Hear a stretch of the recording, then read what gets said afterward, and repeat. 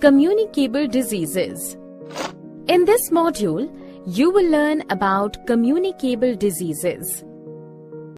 Sid is not well today. It seems he has cold.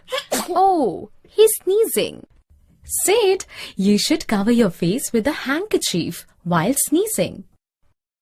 Your mother must have told you the same thing many a times. But have you ever wondered why?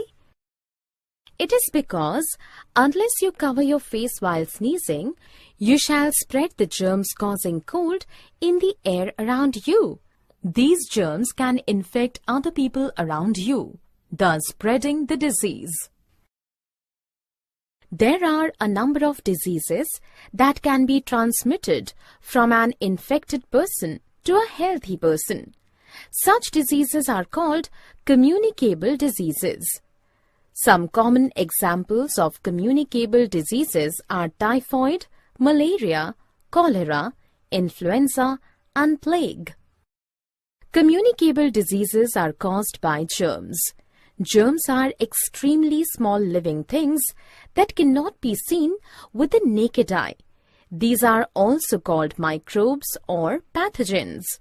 Microbes are present everywhere around us.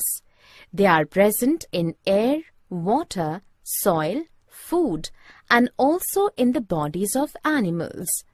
The most common disease-causing microbes are bacteria, viruses, and protozoa.